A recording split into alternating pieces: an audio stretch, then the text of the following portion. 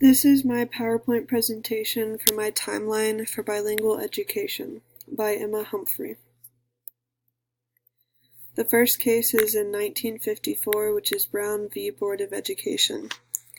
It happened in Topeka, Kansas. It was a Supreme Court case which overturned the separate but equal approach to public schooling. Justices ruled unanimously that racial segregation of children in public schools was unconstitutional. This made equal opportunity in education for students. It also entitled students to receive a quality education regardless of their racial status, which is the base of bilingual education, allowing ELLs into schools for equal education. Bilingual children now fall under this with equal opportunities to succeed. The next case is in 1958, which is the National Defense Education Act. It provided funding to improve American schools and to promote post-secondary education.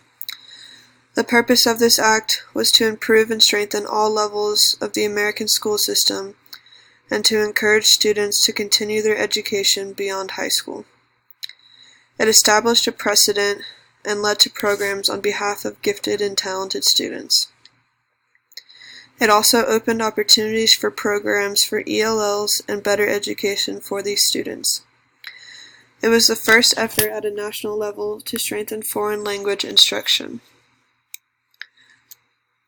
The next act was in 1964, which is when the Civil Rights Act passed. The Civil Rights Act banned race, sex, and national origin discrimination in public facilities. This law has been instrumental in improving schooling of English learners. It ended segregation in public places. It also became part of the 14th Amendment to the United States Constitution. The act forbade the use of federal funds for any discriminatory program, authorized the Office of Education to assist with school desegregation. This contributed to bilingual education by prohibiting the discrimination of national origin in public places such as schools, so these students had the same opportunity to learn.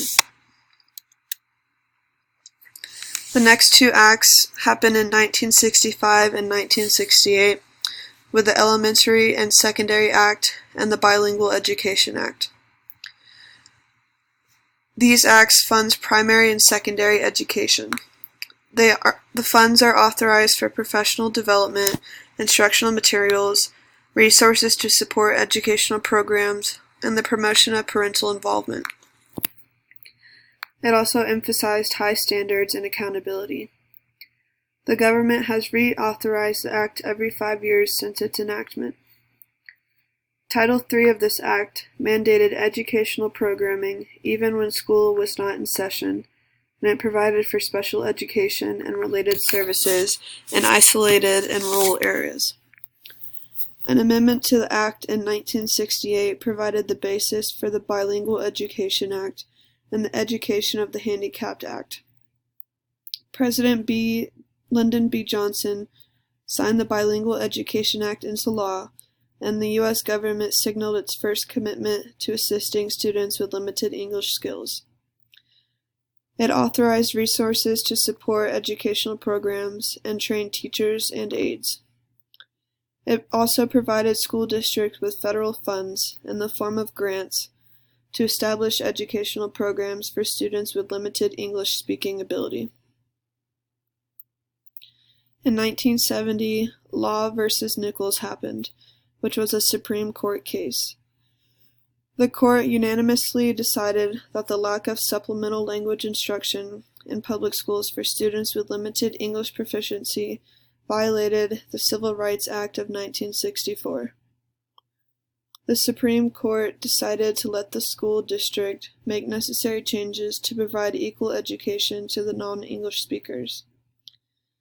The case originated in 1970 when a poverty lawyer learned that a client's child was failing in school because he could not understand the language that the school was instructing in.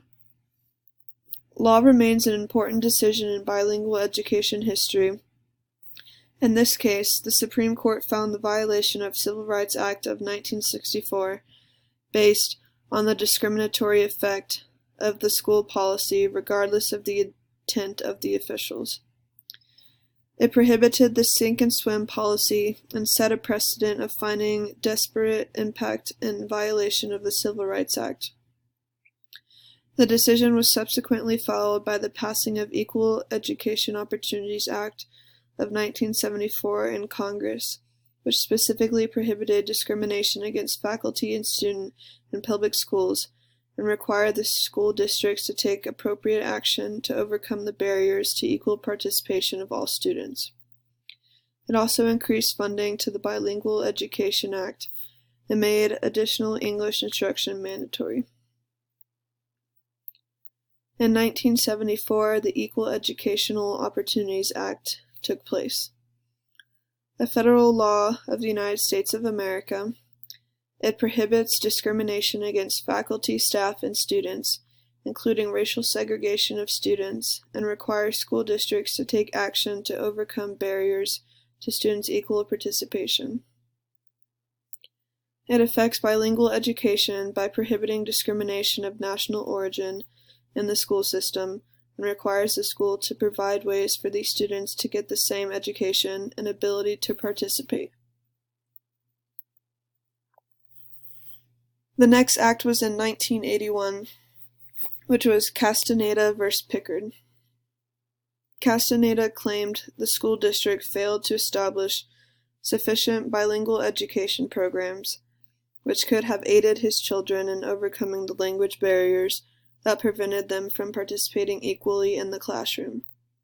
The United States Court of Appeals ruled in favor of Castaneda's, therefore 3 guidelines to govern accountability of bilingual education programs happened.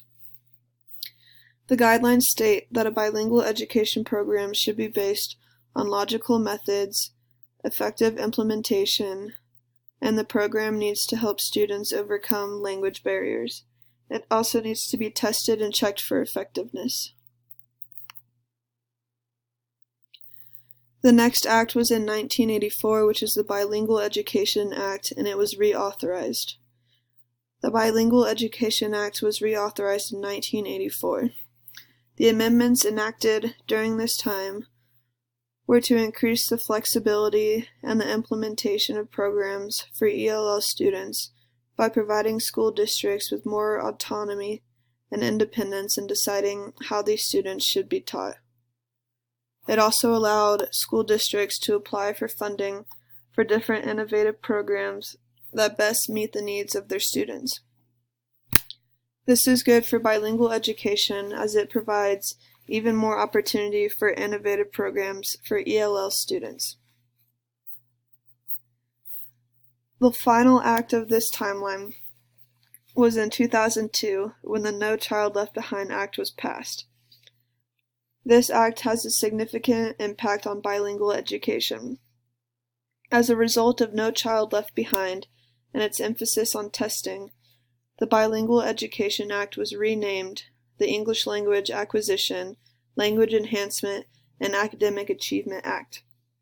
Several initiatives formed to specifically recruit teachers to specialized fields such as foreign languages and bilingual education, and allowed for alternative certification paths and tests for bilingual students.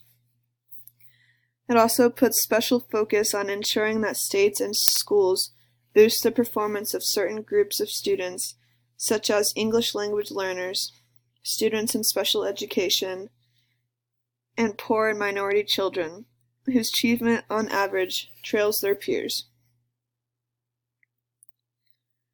I use several references for this timeline, the first being the PDF of the textbook Educating English Learners, Language Diversity in the Classroom by James Crawford, Chapter 5, The Evolution of Federal Policy.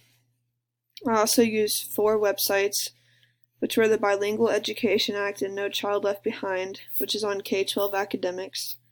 I also used the Civil Rights Act of 1964 on History.com, the National Defense Education Act on Encyclopedia Britannica, and the Elementary and Secondary Education Act of 1965, which is on social welfare history. And all of the sources are right here. Thank you for listening.